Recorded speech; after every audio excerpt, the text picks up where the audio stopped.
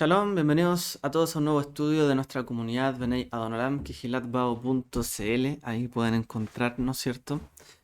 En esta oportunidad, esta tarde, vamos a hablar sobre la resurrección del Maestro. El Maestro, ¿cierto?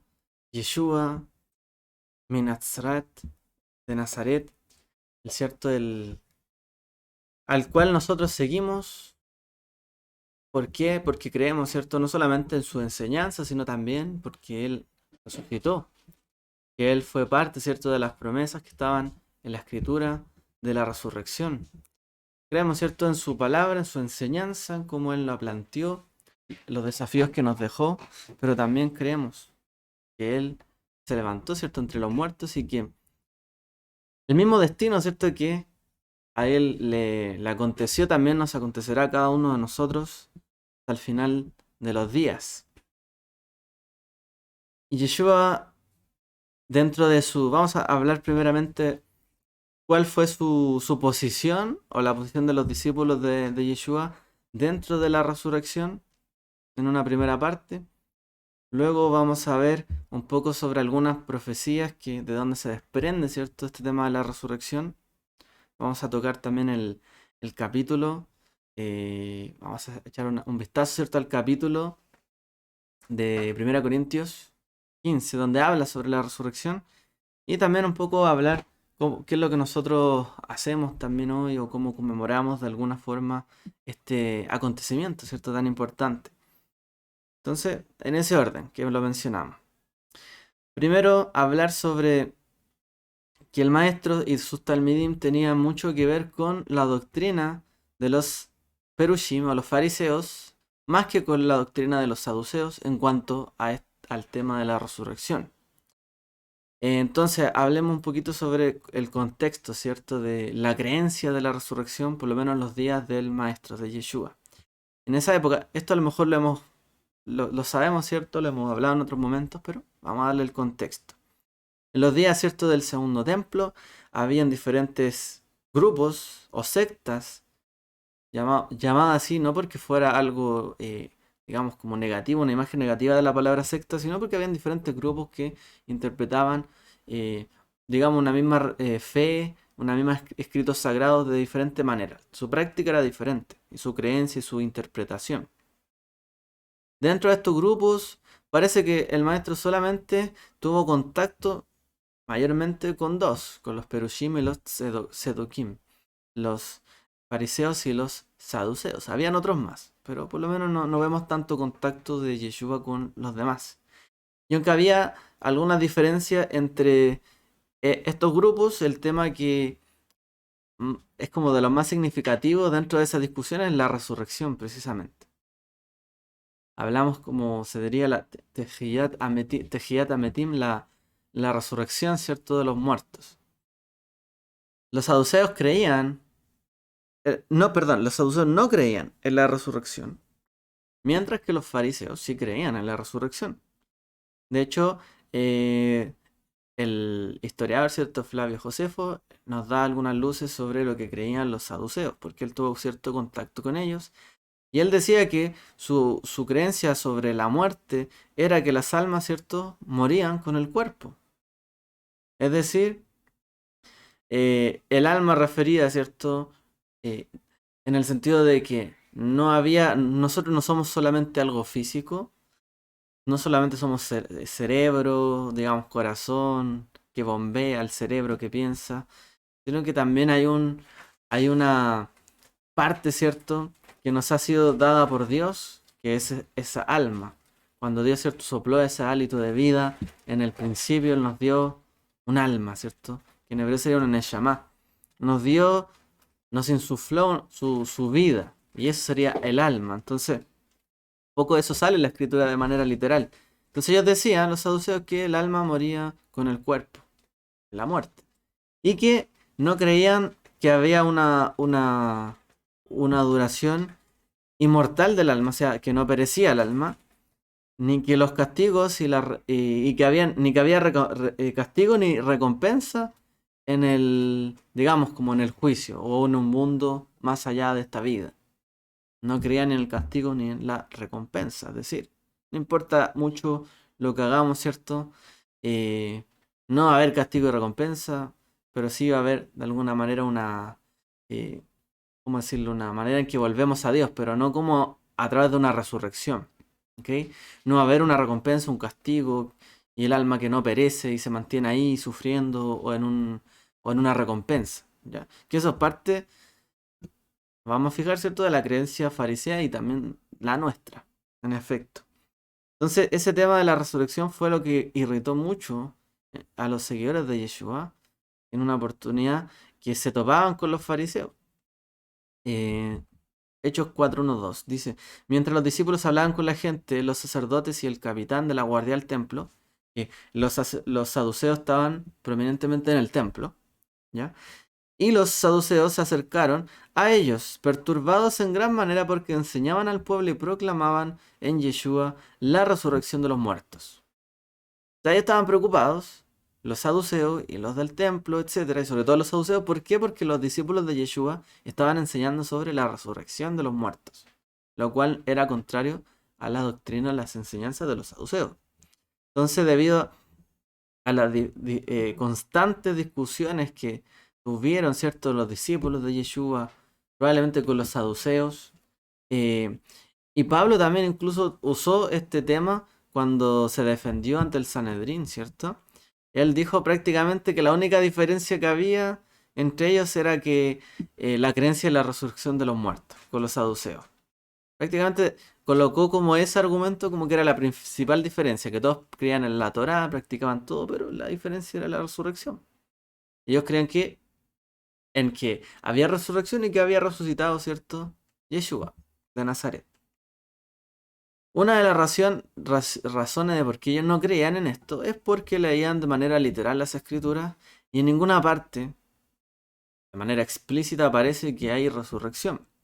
Entonces, en cambio, los Perushim, los fariseos, ellos no solamente leían el texto por encima o de manera literal, sino que también lo interpretaban. Veían las alusiones que habían ahí, indagaban, ¿cierto?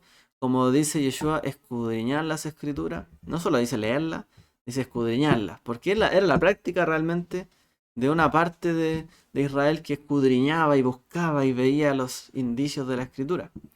Entonces ellos eran hábiles, ¿cierto?, en el Midrash, en la interpretación de la escritura. Entonces no eran tan literalistas como los saduceos. Y como no se menciona en ninguna parte en la Biblia hebrea la resurrección, los saduceos la rechazaban de cuajo. Sencillamente no existe. Em, como no es algo tan sencillo, ¿cierto?, de deducir en algunas partes, ya sea que prácticamente toda esta creencia de la resurrección no fue solo un problema de los seguidores de Yeshua, sino que fue una constante pelea entre los fariseos y los saduceos. De hecho, ya venía desde antes, incluso cuando los sabios, ¿cierto?, de esa época, sabios fariseos sobre todo, discutían con algunos reyes de otros países o alguna autoridad de otros países. Generalmente era una pregunta común. Por ejemplo, ¿cómo es que ustedes creen en la resurrección? Y lo tomaban en broma generalmente. Y se intentaban burlar, ¿cierto?, de la creencia farisea de que había resurrección. Muchos hacían esto, los que eran quizás más, que no creían tanto en, eh, digamos, como en la línea de la Biblia hebrea o quizás egipcia, que también existe resurrección. Más como el pensamiento griego, podríamos decir. Y les preguntaban a los sabios, por ejemplo, en el Talmud dice, ¿y los muertos van a necesitar ser eh, rociados en el tercero o en el séptimo día? Y él respondió, cuando resuciten entraremos en ese tema. Otros decían, cuando venga el maestro Moisés, ahí resolveremos este tema. Contexto. Se está hablando sobre las leyes, ¿cierto?, de la purificación del libro de Números. Entonces, aquí algunas personas señalaban a los fariseos como que eran tontos, porque en realidad decía, a ver si los muertos se impurifican porque el cuerpo se impurifica, ¿cierto?, cuando muere. Decía, ¿en qué día se van a purificar los muertos? ¿En el tercer día o en el séptimo día, donde dice ahí que debían purificarse, porque entraban en contacto con sí mismos, entonces están impuros. Entonces trataban de ahí buscarle, ¿cierto? Alguna pregunta de este estilo, ¿cierto? Un poco rebuscada para tratar de hacer caer este tema de la resurrección. Ya los sabios fariseos sufrían estas preguntas. Yeshua no fue la excepción. También recibió este tipo de preguntas. Entonces, también podemos saber que en esta época habían, sí, muchos judíos y creyentes también incluso en Yeshua que no creían en la resurrección. Hoy día nos parecería algo raro, ¿no? Bueno, sí, habían seguidores de Yeshua que no creían en la resurrección. Por ejemplo, todos los seguidores saduceos de Yeshua creyeron en su enseñanza, en su doctrina, pero no creyeron que él, ¿cierto?, había resucitado, que él, o que existía resurrección. Ellos creyeron que después los discípulos interpretaron eso, pero sí siguieron su enseñanza. Para que veamos, ¿cierto?, que esto viene de antes, incluso de la cristiandad. Pero Pablo trata de aclarar esto, ¿cierto?, en 1 Corintios 15. Le dedica todo el capítulo a este tema de la resurrección, que lo vamos a ver. Antes de eso, em, sabemos, ¿cierto?, de esto, muchos, no solamente muchos griegos, romanos, tenían este problema con los fariseos de la resurrección. No solamente los mismos creyentes en Yeshua, judíos, ¿cierto?, tenían problemas con la resurrección, sino que también los creyentes gentiles tuvieron problemas con la resurrección, en creerla. Entendamos que no era parte de todas las culturas la creencia en la resurrección. Entonces, creer en una resurrección como parte de la fe, de una fe, ¿cierto? Digamos un dogma, no era fácil para todos. Entonces, ¿cómo resolvieron, por ejemplo, los rabinos o los fariseos esta discusión? Ellos interpretaron de una manera similar a lo que dijo Yeshua. Por ejemplo, se pregunta, ¿cómo se deriva o de dónde se deriva la resurrección de la Torá? Y se responde, ahí mismo la Gemara, en el Talmud. Se ha enseñado, y Rabí Simai dijo, ¿de dónde aprendemos la resurrección de la Torá? Del versículo. Y también he establecido mi pacto con ellos para darles la tierra de Canaán. Y dice, y no dice para darles la tierra de Canaán, sino que dice para darle de manera personal. Es decir, así se demuestra la resurrección en la Torá. Ellos dicen, ¿cómo? La escritura dice que estableció un pacto con ellos para darle la tierra de Canaán, es decir, a los patriarcas. No es para darle a todos sus descendientes, sino que a ellos. Y si dice que a ellos les daría y nunca la recibieron, es porque tiene que haber una resurrección para que reciban la recompensa. Entonces, sería en el futuro y no en ese momento, pero está la promesa de que Dios les daría la tierra prometida. Como no la vieron, ¿cierto?, en vida, tiene que ser en otra vida. Y tiene que haber resurrección por lo tanto. Entonces, en general, este es como el estilo de argumentos que se va sacando de algunos textos. Se saca el sentido literal y se infiere, entonces tiene que haber resurrección, para que haya lógica dentro del texto. Yeshua usó un argumento similar, en efecto, cuando lo cuestionaron. En Marcos 12, 18 dice, algunos saduceos que dicen que no hay resurrección, se acercaron a Yeshua y comenzaron a interrogarlo y le dijeron, Maestro, Moisés nos escribió que si el hermano de un hombre muere y deja una esposa y no tiene hijos, esta esposa, su hermano debe casarse con esa esposa y criar a los hijos de su hermano. Y le dijeron, bueno, había una historia, hay una familia que tenía 7 hermanos. Resulta que el mayor, tomó una esposa y él murió sin dejar hijos. Luego, como prescribe la Torá, el segundo la tomó por esposa, se casó con ella, pero murió sin dejar hijos. Luego el tercero, igualmente y así con los 7 hijos. Por último, le preguntan, ¿también murió la mujer? Luego de todo esto. Y le preguntan, ¿en la resurrección, cuando resucite, de quién va a ser esposa? Porque los 7 se habían casado con ella.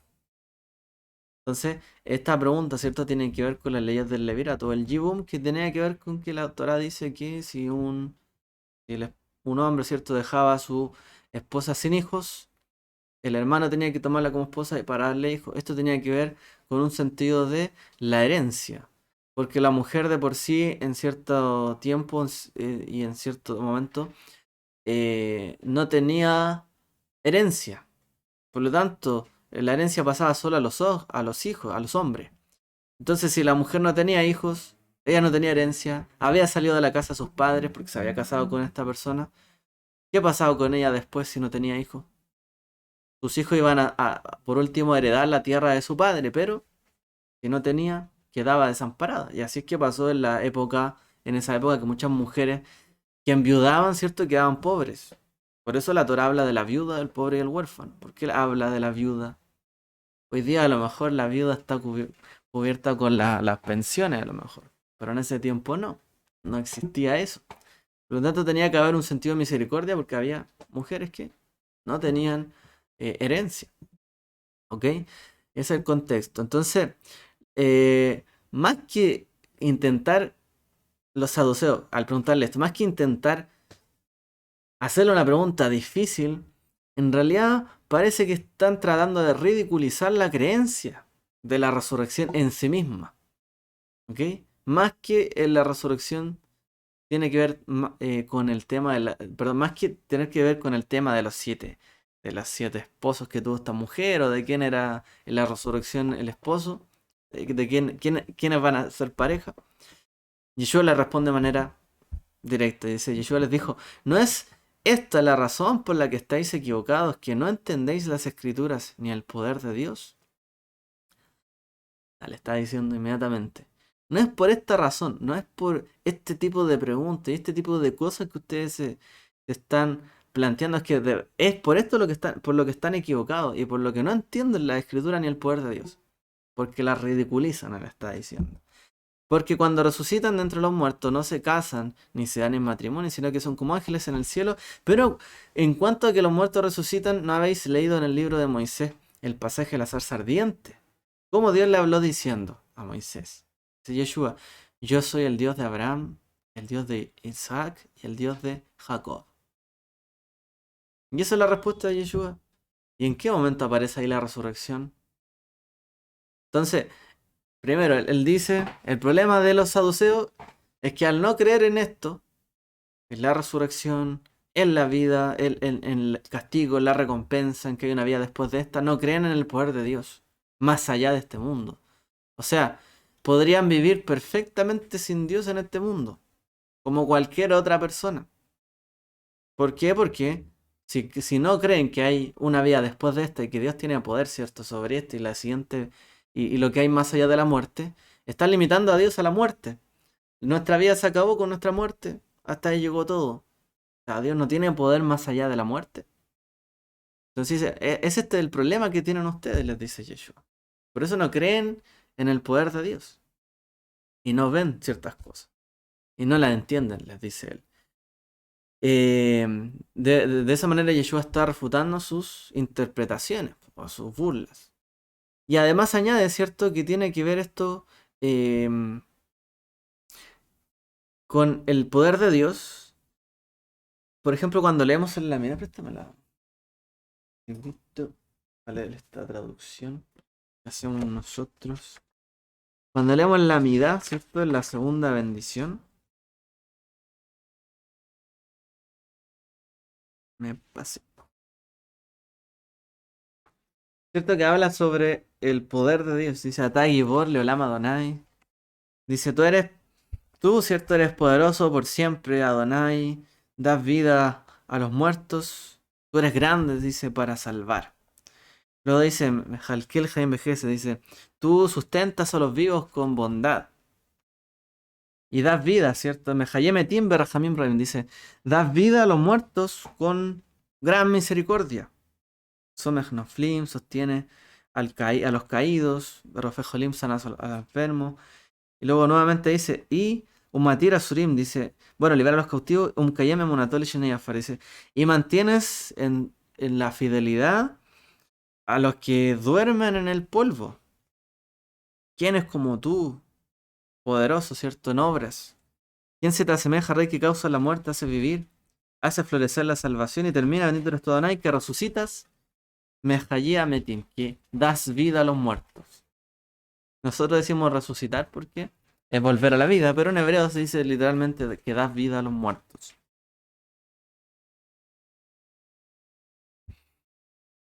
Y Yeshua le está hablando de esto. ¿Ustedes no creen en el poder de Dios? Y precisamente la segunda oración de la mitad que hacemos tiene que ver con eso, con el poder de Dios. Tú eres poderoso para salvar. Tú das vida a los muertos. Tú sostienes a los caídos. Entonces, en el fondo, parte de la emuná, parte de la fe, ¿cierto? Que tiene que ver con la resurrección, tiene que ver con el poder de Dios y la actuación de Dios en la vida. Entonces, si alguien, en el fondo, cree en la resurrección de Dios, que Él da vida a los muertos, es porque también cree que Él sustenta a los vivos con bondad, que da vida a los muertos con bondad, con misericordia, que sostiene al que está caído, que sana al enfermo, que libera a los que están en prisión, en esclavitud, y mantiene su fidelidad para los que descansan en Él. Dice, ese es el poder de Dios. Y de esa manera se entiende cuál es el poder de Dios. El poder, ¿cierto?, que creía Yeshua, el poder que lo resucitó de los muertos, es parte de la fe del judaísmo, ¿cierto?, de la fe hebrea. Y esa fe tiene que ver con todo lo que mencionamos. No solamente que si creemos que hay un Dios, es que Él, todo, ¿cierto?, al que está afligido, al que tiene alguna injusticia o ha sufrido algo, realmente lo ayuda, ¿cierto? O lo sostiene, lo levanta. Y ese es el poder de Dios, realmente. Y vemos y sus obras portentosas, ¿cierto?, en medio nuestro. Y es lo que también Yeshua hizo en su ministerio, ¿no? Manifestó el poder de Dios, con lo que hemos leído. Hizo bondad, misericordia al que estaba incluso, que murió como Lázaro. Sostuvo, ¿cierto?, a los que estaban cayendo, sanó enfermos y liberó a cautivos, ¿cierto?, de sus prisiones o de su encarcelamiento espirituales. Y también dice, mantiene su fidelidad para los que duermen en el polvo. Y Yeshua citó eso. Dios es el Dios de Abraham, de Isaac y de Jacob, de los que duermen en el polvo. Así que de alguna manera los saduceos, esta oración era incómoda para ellos, si es que existía en ese momento, digamos, que se recitara de manera habitual en las sinagogas. Eh, Era algo difícil para ellos de digerir, pero para nosotros parte de nuestra emuná y nuestra fe en Yeshua y también que compartimos con el legado, ¿cierto?, del judaísmo que tiene que ver con el fariseísmo. Luego Yeshua continúa mencionando y dice, ¿cierto?, que Él es el Dios de Abraham, dice, yo soy el Dios de Abraham. Y la clave es que dice la escritura, yo soy. No dice yo fui el Dios de Abraham, de Isaac y de Jacob. Dice yo soy el Dios de Abraham, de Isaac y de Jacob. Yo soy. No es porque Dios sigue siendo, sino que es porque ellos también, Abraham, Isaac y Jacob, siguen hoy día y se mantienen. Y sigue siendo el Dios de ellos porque todavía viven, en el fondo. Eso está diciendo Yeshua. Así que hay en el libro de los Macabeos también hay una afirmación que se asemeja. Dice, ¿sabían también que los que mueren por causa de Dios viven en Dios? Como Abraham, Isaac, Jacob y todos los patriarcas. Los que mueren en Dios viven también en Dios. ¿Les suena algo parecido a lo que decía Pablo, cierto? En el libro de Romanos también. Los que mueren en Él también viven en Él. Esa es la creencia y la resurrección. El maestro la va, al igual que los sabios, ¿cierto?, del fariseísmo, tienen esa misma interpretación. Y a él le contestan, ¿cierto, maestro? Has hablado bien. Intentaron burlarse, quizás encontrar ahí algo, pero les llegó, ¿cierto?, la palabra realmente, con poder. Y dice, no tuvieron el valor de seguirle preguntando nada más. Entonces el maestro nos enseñó, ¿cierto?, de todo esto. Y nos planteó realmente que la resurrección era parte del poder de Dios. Creer en Dios y que Dios interviene en el mundo, porque también hay creencias, ¿cierto?, de gente que cree en Dios, pero que Dios es una energía, una fuerza, un poder, pero que no interviene directamente en el mundo. La creencia, ¿cierto?, del monoteísmo, por lo menos hebreo, tiene que ver con que Dios sí interviene en el mundo. Por lo tanto, ¿cómo interviene? Con su poder y su fuerza. En el libro de Génesis lo vemos que a través de su espíritu que se movía. Y así, y aquí dice, y luego el Brit Hadashah plantea que ese poder, esa fuerza de Dios fue manifestada en ese Memra o ese Logos que era el Mesías.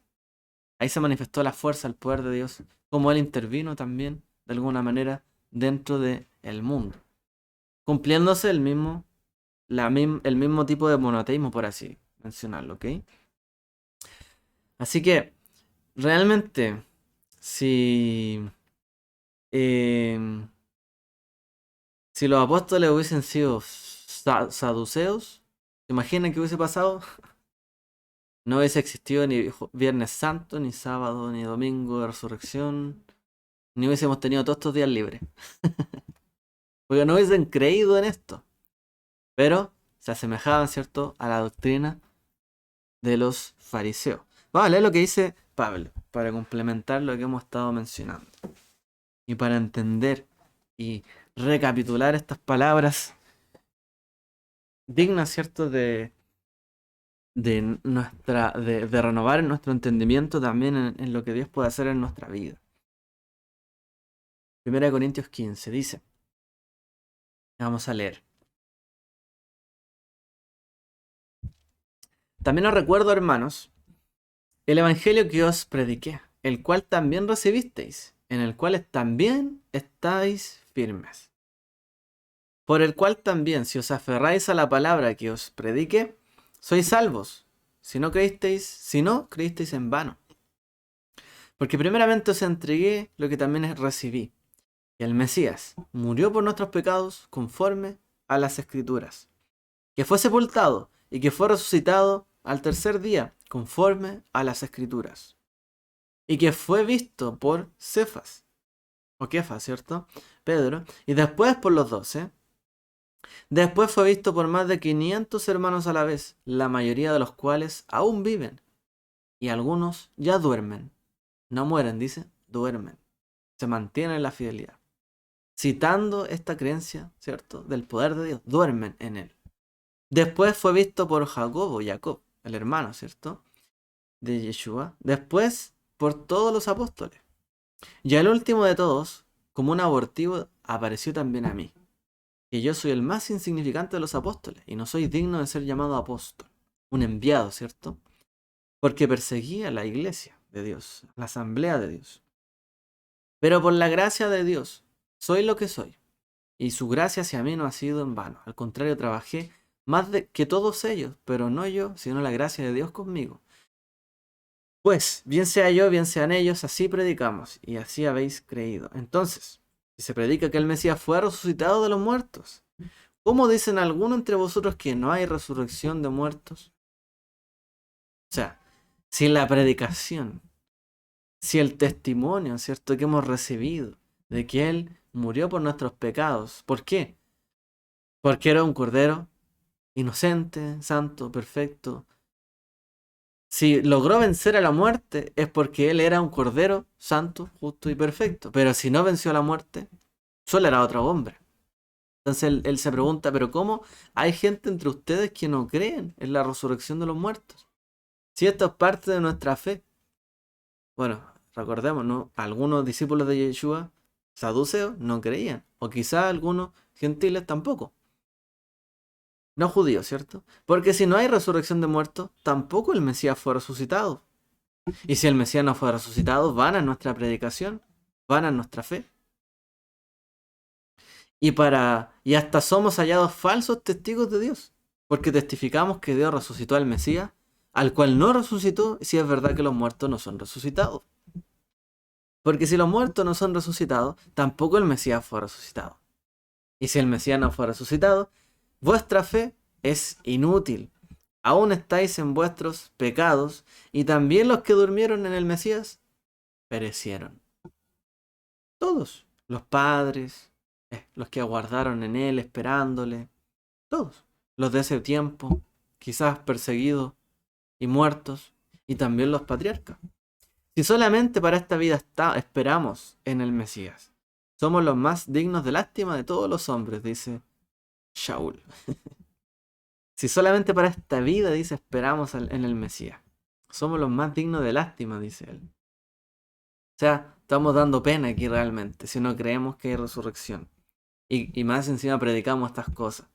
Pero ahora el Mesías fue resucitado entre los muertos como primicias de los que duermen, dice. Porque en cuanto la muerte vino por medio de un hombre, también por medio de un hombre la resurrección de los muertos. Y aquí empieza el argumento, ¿cierto?, de la Escritura.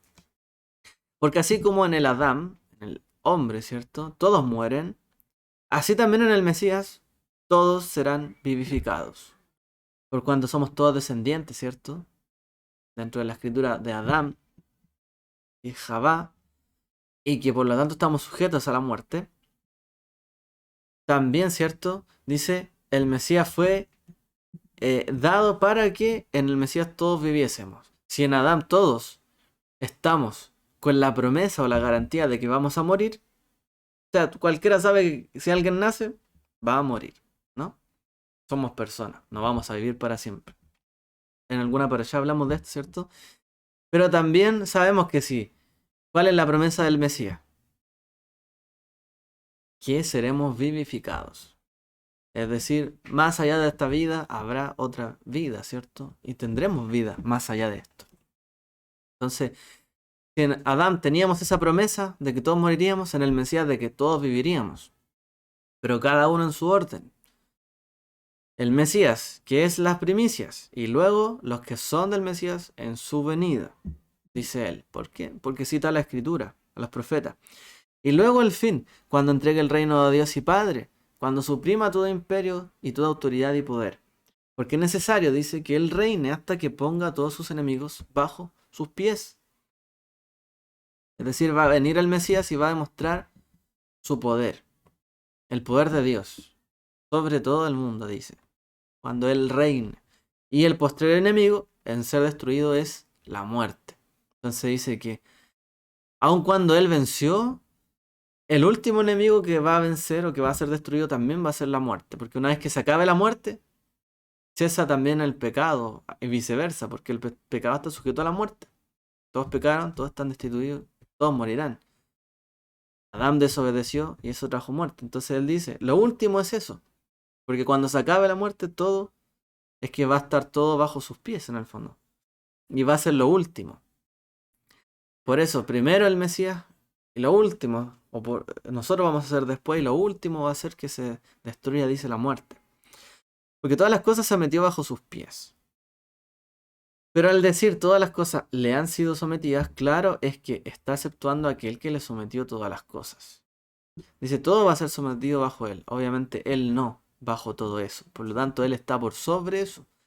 Si todo está condenado a muerte, bajo esa premisa, el que sometió todo bajo sus pies, obviamente no está bajo la autoridad de la muerte.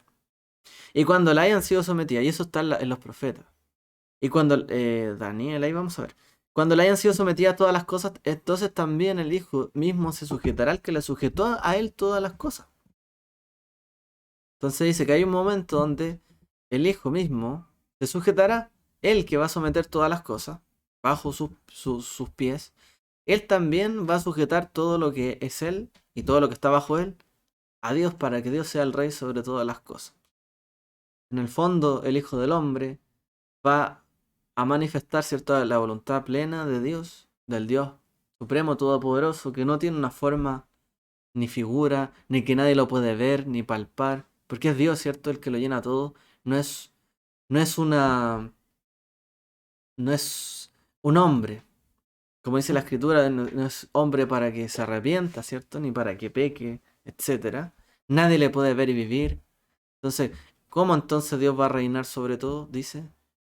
Por lo tanto, ha manifestado su poder y su brazo, dice, sobre el Hijo del Hombre, el Mesías, para que Él sujete todas las cosas a Él. Y Él también se sujetará a Él. Esto también implica que el Mesías está sobre todos nosotros, ¿cierto? Bajo esta creencia. Y si no es así, ¿qué harán los que son bautizados por los muertos? Si realmente los muertos no son resucitados, ¿por qué pues son bautizados por ellos? ¿Qué harán, dice, los que son bautizados por los muertos? O sea, ser bautizados por los muertos que no viven hoy día. Ustedes son bautizados por Yeshua y si Yeshua no viviera, ¿Qué son? ¿Qué harán ellos? Si realmente los muertos no son resucitados. Entonces, incluso él dice que la tevilá, ¿cierto? El acto del bautismo tiene que ver con la creencia y la resurrección. Porque ¿de qué manera somos hechos una nueva vida si realmente la vieja vida o la muerte no se convierte en nueva vida? ¿Por quién son bautizados realmente? Dice. ¿Qué hemos estado haciendo si no creemos en esto? ¿Y por qué nosotros estamos en peligro a toda hora? Por la gloria que tengo de vosotros en Yeshua el Mesías, Señor nuestro. Cada día muero, dice él. Por la gloria que tengo de vosotros, dice, cada día yo muero. Si como hombre batallé contra fieras en Éfeso, ¿qué provecho obtuve si los muertos no son resucitados? Dice él. O sea, ¿por qué nos exponemos a predicar estas cosas, a hablar de esto, a vivir esta creencia, a someternos a las leyes, ¿cierto?, de Dios, a su enseñanza, si realmente no seremos resucitados? Comamos y bebamos porque mañana moriremos, dice él. Así que así viviríamos, de esa manera, como si fuera lo único importante. Comer, beber, porque mañana moriremos. Y no habrá nada más que eso, dice él. No os dejéis engañar, las malas compañías corrompen las buenas costumbres. Ahí lanza ahí un dicho de sabiduría, ¿cierto? Las malas compañías corrompen las buenas costumbres.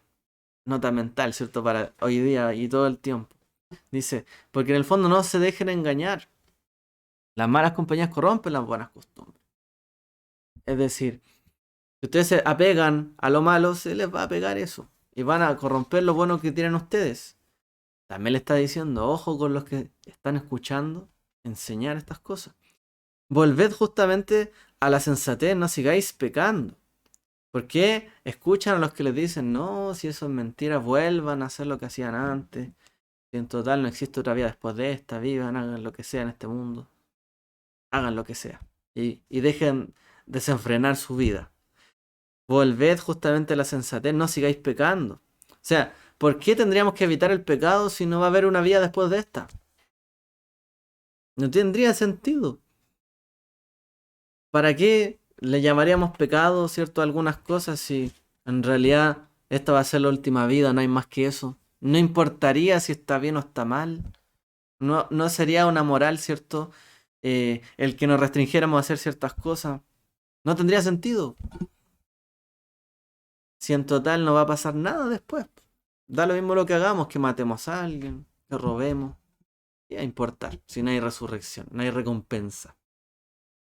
Entonces, hagamos lo que queramos. Dice, porque volved justamente a la sensatez y no sigáis pecando. Porque esto es parte de la lógica de nuestra fe. Porque algunos adolecen de percepción de Dios, dice. Hablo para vergüenza vuestra. O sea, Pablo le está diciendo, hay gente entre ustedes que he escuchado y que siguen así en esta vida, en ese viejo hombre, en esa vieja levadura, adolecen de la percepción del entendimiento de Dios, dice. Hablo para su vergüenza porque entre ustedes está esta gente, dice. Pero dirá alguno, ¿cómo son resucitados los muertos? ¿Con qué clase de cuerpo vienen? Dice.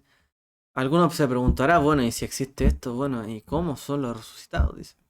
¿Tendrán cuerpo? ¿Cómo es que pasará esto? Shaul dice, insensato, lo que tú siembras no es vivificado, sino muere.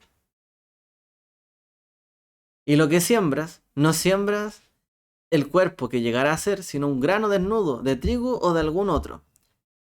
¿Qué está diciendo él? Así como cuando uno siembra algo, uno no siembra un árbol no sé, de naranjo. Uno no siembra un árbol de naranjo. Uno siembra una semilla. Y la semilla viene desnuda. Que tiene en potencia, ¿cierto?, la capacidad de ser un árbol de naranjo. Asimismo, también dice él que pasa cuando nosotros morimos y con la vida después de esta vida.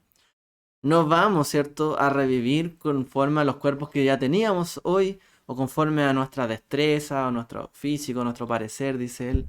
En el fondo, a la forma que tenemos. No tiene que ver con eso. ¿Con qué clase de cuerpo? Se pregunta. No, esto es como una semilla. Uno no siembra el cuerpo que llegará a ser, sino el grano, el trigo de algún otro, dice. Pero Dios le da un cuerpo como Él quiso y a cada una de las semillas su propio cuerpo.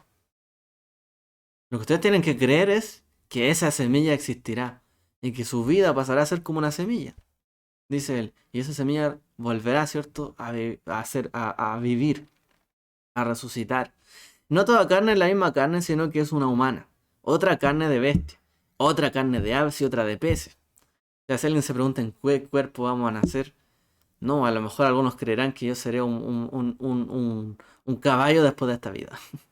No sé, que tendré cuerpo de peso. Hay creencias que son así, de hecho, en la cultura india hay de esto de sobra.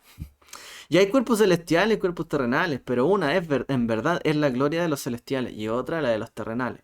Pablo ahí está haciendo un alcance, dice. Sí, hay cuerpos celestiales y cuerpos terrenales. Igual va a haber alguna, dice él, como hay alguna diferencia entre esto.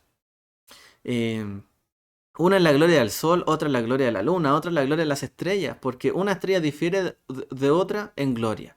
Entonces dice, cada persona también va a ser diferente. Cada persona también tendrá, así como su esencia, un nuevo renacer diferente. Cada uno tendrá una gloria diferente, dice él. Así también en la resurrección de los muertos. Se siembra en corrupción, resucita en corrupción.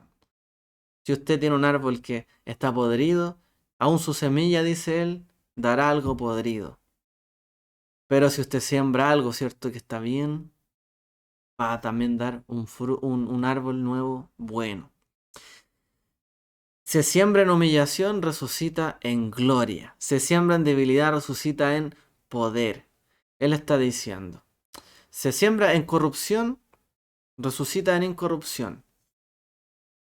Aquí entonces él está planteando todo lo que en esta vida, ¿cierto?, se aguantó del lado negativo, que fuimos humillados, va a haber un sentido que se va, ¿cierto?, a voltear en la resurrección. Vamos a vivir en gloria. Si aquí, ¿cierto?, teníamos en algo debilidad, va a haber luego poder. Se siembra en cuerpo animal, se resucita en cuerpo espiritual. Y ahí está citando, ¿cierto?, lo que decíamos, que en el fondo el cuerpo se va a elevar a una categoría como hoy día mismo existe esa categoría. Por eso es que también los fariseos creen en ángeles, creían en demonios, creían en seres espirituales. ¿Por qué? ¿Cómo vamos a resucitar en un cuerpo que nuevamente va a ser corruptible, de carne física, que nuevamente va a morir? Tendría que resucitar en un tipo de cuerpo que no muera ni perezca, que sea inmortal. Por lo tanto, creemos que hay seres también, o que hoy día mismo puede existir, seres que no tienen, ¿cierto?, una categoría mortal, sino que inmortal, un cuerpo celestial. Eso es lo que está citando ahí. Por eso los saduceos no creían en ángeles ni en demonios, por ejemplo. Estamos hablando ahí de las bases de la resurrección. Entonces, se siembra en cuerpo animal, resucita en cuerpo espiritual. Si hay cuerpo animal, hay también espiritual. Sí, también está escrito, el primer hombre Adán fue hecho un ser viviente, el postrer Adán un espíritu vivificante. El primero fue un ser viviente con Neshama, dice, y él insufló su hálito de vida. Pero el postrer Adán, que es el Mesías, Yeshua, dice un espíritu vivificante. No solamente algo, ¿cierto?, un ser, una vida que se sopla, sino que no es solamente el soplo, es el viento completo, el espíritu, porque la palabra ruach, ¿cierto?, en hebreo significa no espíritu, sino que viento. No es solo como un hálito que se le dio de vida, esto es lo completo, el viento, como un viento, ¿cierto?, fuerte, poderoso, y que vivifica todo, realmente. Pero no es lo primero lo espiritual, sino lo físico. Y luego, dice él, viene lo espiritual. El primer hombre sacado de la tierra es terrenal, el segundo hombre ha venido, dice, del cielo. El primer hombre, dice, sacado de acá.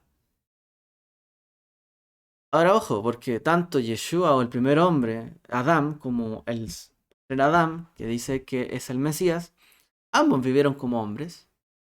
Pero dice que el primero fue sacado de la tierra porque dice que fue creado de la Adamá, por eso se llamó Adán. Fue creado del polvo de la tierra. Pero dice que el segundo dice que es venido del cielo. No en cuanto al cuerpo, sino precisamente a la esencia, ¿cierto? Este viene del polvo, este viene de lo celestial, viene sacado, ¿cierto? Desde, venido del cielo, ha descendido de allá, este ha ascendido de la tierra. Como el terrenal, así también los terrenales, y como el celestial, también los celestiales. Así como exhibimos la imagen del terrenal, exhibiremos también la imagen del celestial.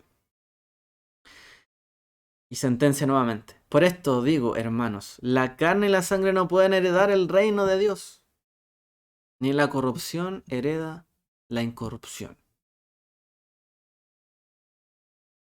He aquí os digo un misterio, no todos dormiremos, pero todos seremos transformados, dice. En un instante, en un abrir y cerrar de ojos, a la final trompeta. Porque sonará la trompeta, dice, y los muertos serán resucitados incorruptibles y nosotros seremos transformados. Porque es necesario que esto incorruptible sea vestido de incorrupción y esto mortal sea vestido de inmortalidad. Y cuando esto corruptible, nuestro cuerpo, se vista de incorrupción, de lo inmortal, y esto mortal se vista, ¿cierto?, de la inmortalidad, entonces se cumplirá lo que la palabra que está escrita, sórbida es la muerte en victoria. ¿Dónde está muerte tu victoria? ¿Dónde está muerte tu aguijón? Pues el aguijón de la muerte es el pecado, y el poder del pecado, dice, la ley. Como hay ley, hay pecado. Como hay cierto algo que delimita lo que se debe y lo que no se debe hacer, es porque hay pecado, hay transgresión de los límites. Y por lo tanto eso engendra bendición, maldición, vida o muerte. Pero gracias a Dios que nos da la victoria por medio de Yeshua el Mesías. Porque el mero hecho de existir la ley no significa que tenemos ya la victoria. No. Existe una ley. Todo debe saber, toda persona tendría que saber qué puede y qué no puede hacer, qué debe y qué no debe hacer. Pero por haber una ley no significa que la persona se conducirá conforme a ella y conforme a todo lo que está escrito. O que cada acto que hace, aun cuando haya leído, estudiado y memorizado toda la ley, es que lo hace conforme a esa ley. Por eso la única forma de vencer, dice, por sobre estos límites que tiene la vida, que es la ley, que le da, dice, poder al pecado. ¿Por qué? Porque en el fondo la ley dice que es pecado y que no. Tiene que haber una victoria. Algo que sobrepase esos límites de la ley. Por eso dice, ya no estás en la ley, sino en la ley del Mesías. Que es la victoria sobre la muerte. Y por lo tanto que él venció por sobre lo que estaba la ley que delimitaba a las personas. Y él pasó por sobre eso. No que la transgredió, sino que no le afectó y ni le pudo alcanzar la ley a él.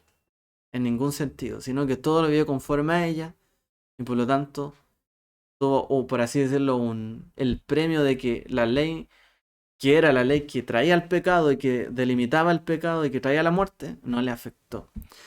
Así que, mis hermanos amados, estáis firmes, estad firmes, inconmovibles, abundando en la obra del Señor, siempre sabiendo que vuestro trabajo en el Señor no es en vano. El que cree que hay resurrección, trabaja no en vano. El que no cree en la resurrección, dice según Shaul, trabaja en vano. Porque no creerá entonces que hay vida después de esta vida. Y aquí nos detuvimos, ¿cierto? Y explicamos todo este capítulo. Que bueno, es importante, ¿cierto? También conocer qué es lo que representa la resurrección. Como dijera Job, yo sé que mi Redentor vive. Yo sé que mi Redentor vive. Y que al fin se levantará del polvo y mi carne. Y que al fin se levantará, dice, mi cuerpo del polvo y mi carne, y mi carne. Y veré, dice, y en mi carne veré a Dios. Dice Job, realmente. Solamente para cerrar las ideas de los que Pablo fue mencionando, porque por el tiempo. Dice Daniel, por ejemplo, Isaías, Salmo, dicen, muchos duermen en el polvo, muchos de los que duermen en el polvo de la tierra serán despertados, unos para vida eterna, otros para vergüenza y otros para confusión perpetua. Daniel 12. Los que duermen serán despertados, dice él, para vida eterna o para vergüenza, para confusión perpetua. Entonces aquí, ¿cierto? No hay una muerte definitiva, sino que hay de todas maneras una vida después de esta. Y cada cual su recompensa. A ver. Y, por ejemplo, Isaías 53, el Mesías dice, sería rechazado, despreciado, rechazado por los hombres, varón de quebranto, familiarizado con el dolor, como alguien a quien la gente esconde de él su rostro. Fue despreciado y no teníamos en él estima. Fue cortado de la tierra de los vivientes, por la transgresión de mi pueblo fue castigado, dice la Escritura. Entonces, por él, ¿cierto? Fuimos nosotros traspasados. También dice, por ejemplo, perros me rodean, me acerca una jauría de malvados, traspasa mis manos y mis pies. Todos mis huesos están exhibiéndose, la gente me mira, se burla. Repartieron entre ellos mis vestidos, y sobre mi vestido echaron suerte. Salmo 22, también profecía sobre el Mesías. Y luego lo que citamos, lo rescataré del poder del Seol, dice el libro de Oseas. Lo rescataré, perdón, pregunta, ¿lo rescataré del poder del Seol? ¿Lo redimiré de la muerte? Oh muerte, ¿dónde están tu aguijón? Tus espinas, dice, oh Seol, ¿dónde está tu aguijón? ¿Dónde está? Lo que mantenía, ¿cierto? La muerte, lo que le daba el poder, la autoridad a la muerte para gobernar. Llegará un día, dice, cuando Él los redima, donde el Seol mismo no los podrá contener, así como el mismo Mesías. Dentro de 2 días nos resucitará y al tercer día, nos dará vida, perdón, en 2 días y al tercer día nos resucitará, dice Oseas 6:2. Y así, vamos a dejarlo hasta acá. Hay más pasajes, podríamos extendernos mucho más. El Mesías, ¿cierto? Ha sido levantado entre los muertos para demostrar el poder de Dios. Por sobre, ¿cierto? Todas las cosas. Y si el Mesías, ¿cierto? En él vivimos, pues también el Eterno es poderoso, no solamente para salvarnos después que nosotros morimos, sino también hoy. ¿Por qué el Mesías logró hacer las obras? Que a lo mejor uno podría entender, Dios en su plena potencia, fuerza, sana enfermos, echa fuera demonios quizás y resucita personas. Pero ¿por qué alguien o Yeshua viviendo aún sin resucitar tuvo todo esa autoridad y ese poder para ejecutar todo eso? Sanar enfermos, echar fuera demonios y toda la autoridad que él vimos, ¿cierto? Todos los milagros que lo acompañaron. Porque en el fondo el poder de Dios, que es la resurrección, que es en el fondo vivir por sobre la ley, que la ley delimita, ¿cierto?, lo que es el pecado. Vivir por sobre la ley no significa transgredirla, sino realmente en el poder de Dios. Porque en el poder de Dios y vivir en su espíritu, dice que Él nos guiará a toda verdad y a toda justicia. Su espíritu y su poder no nos llevan hacia el pecado, al contrario, nos llevan a toda verdad y toda justicia. Y por lo tanto, en esa circunstancia, viviendo con su espíritu en el poder de Dios, también dice que nosotros seremos capaces de hacer obras más grandes, dice, que las que yo hice. Dice Yeshua, en el poder de Dios. Porque el que cree que hay resurrección, cree en el poder de Dios y que vive conforme a ello, ¿cierto? Y que no vive conforme a la esclavitud del pecado, sino conforme al poder de Dios que está por sobre incluso la ley. Por eso es que muchas veces vemos que el Eterno a los profetas les dijo que transgredieran mandamientos y lo hizo para demostrar su poder. Y uno se diría, pero ¿cómo se está prohibido esto? ¿Cómo es que hicieron eso? Para demostrar el poder, la gran misericordia que está por sobre la ley incluso. El amor del Eterno está por sobre la ley. Su poder está por sobre la ley. Y todo está por sobre la ley de lo que viene de Él. Porque la ley solamente es una mera delimitación nuestra en este mundo porque hay pecado y hay muerte. Pero dice, está sobre todo ello. Porque a Dios no necesita una ley que diga no matarás. Y en el mundo venidero, cuando haya resurrección, no existirá más, por así decirlo, esa Torah que hoy día tenemos. Por eso dicen los sabios también que habrá una Torah mayor todavía, la Torah del Mesías. Una manera de vivir mayor, por sobre esta. Porque no va a haber necesidad de que la Torah diga no matarás, si nadie va a matar. Vamos a estar por sobre todo ello. Y si vivimos en esta vida así y creemos en Él, Él tiene el poder para sanar enfermos, para levantar a los caídos, para sacar a los que están en esclavitud, en su alma, en su corazón. El Eterno tiene poder para todo ello, si creemos en el poder de su resurrección. Así que, amados, vivamos en ello.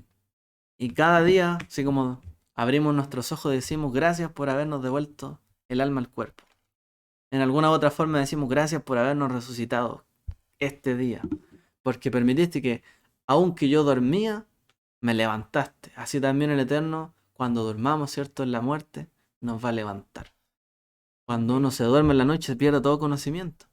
Así también será en aquel entonces. Será como un cerrar y un abrir de ojos, como en la noche. Así será, dice aquel entonces. Que vivamos conforme a ello. Aprendamos, ¿cierto? A ello. Aprendamos la Torah, todo ello. Pero el objetivo no es que vivamos restringidos por la Torah y que, ay, no puedo hacer esto porque hice la Torah. Sino que veamos plena libertad como el viento. El viento se mueve hacia donde sopla, ¿cierto? Y va y no hay quien lo detenga. Así también nosotros tendríamos que vivir en Dios, realmente, con esa libertad en Él, ¿ya? Así que bueno, como vivió el Mashiach.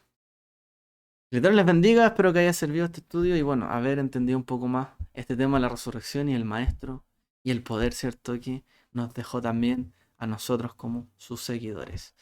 Que Dios les bendiga a todos, shalom y una feliz semana. Muy bendecida.